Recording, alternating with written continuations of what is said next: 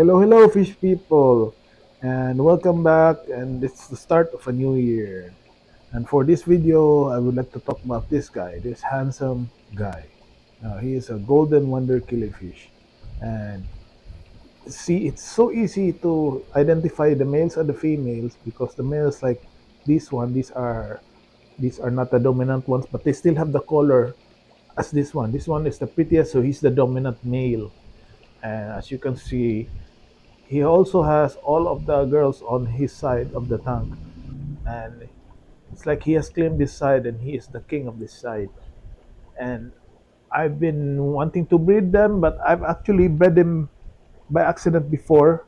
And how I did it was feeding them with high protein foods such as these live grindal worms, and also the maggots that appear in my grindal worm cultures will end up as their food also.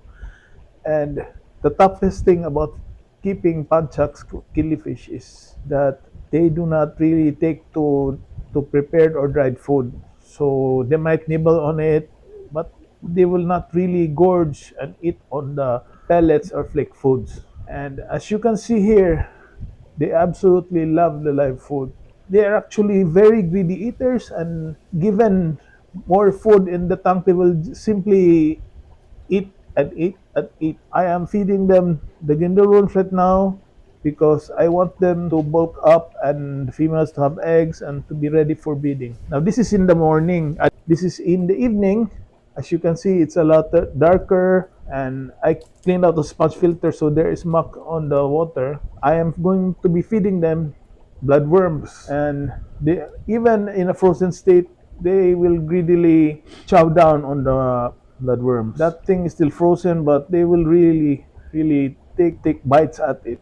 And I believe that this is essential to for the males to for the females to start producing eggs in their bellies so they can start to spawn. And how long do I do this? I think a week would be sufficient. Sometimes I'd noticed before only 3 days of doing it like this, and I already have some eggs. And how I breed them is I use these spawning maps. And if you have not heard about spawning maps before, there's an egg right there. You can see it, and another one right there. And there's actually a lot of eggs on this map. This map is multi-purpose. You can use it on cories. You can use it on other species like rainbow fish species like the bosmanis and blue-eyed gertrudes and similar fish like so. I typically like to pick the eggs out by hand and put them on a basin.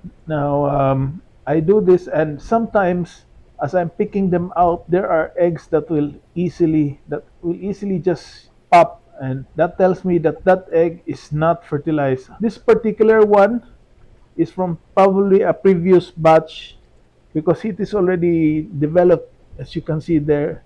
And we'll take a look at that guy later on, closer on a microscope. And here, this is under my cheapish digital microscope. And beside this, it is actually a BBS egg.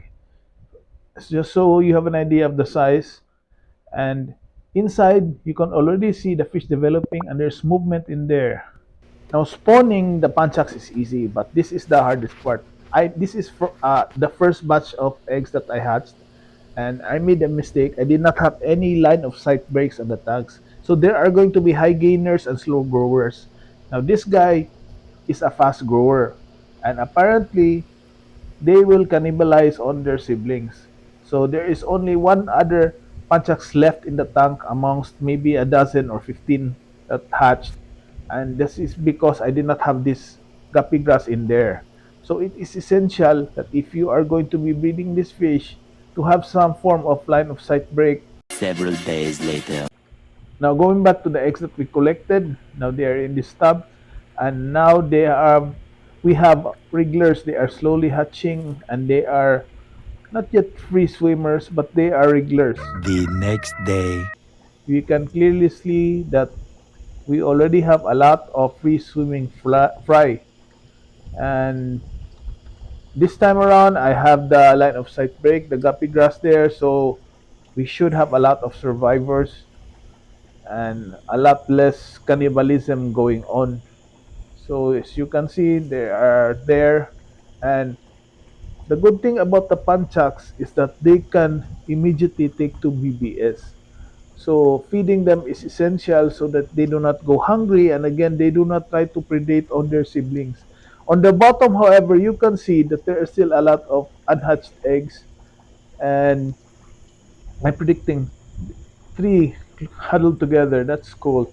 And then probably by tomorrow we'll have more and more hatched fish in this tank. I mean, if without the heater, it will probably take 14 to 16 days for these guys to hatch. But having the heater does it in less than 14 days, less than 2 weeks. And today we will be feeding them BBS.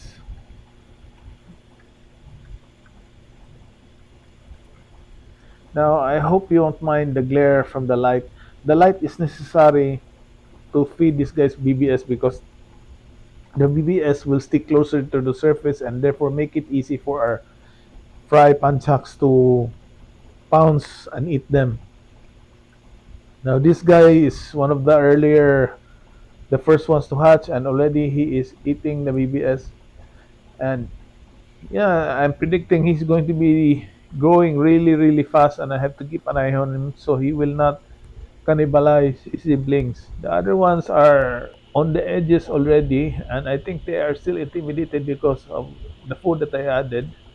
But they will be quick to learn that they can eat this, and I added one closer to him, and hopefully we will have a huger number of survivors in this batch. So remember, hatching this fish is easy, and but the hardest part is making sure that they do not cannibalize their own siblings, and the rest is quite easy peasy. There's not much drama, and yeah, so that's it for this video, and I hope you like this content. Please like, subscribe, and follow. It would really, really help me grow my channel. And bye for now.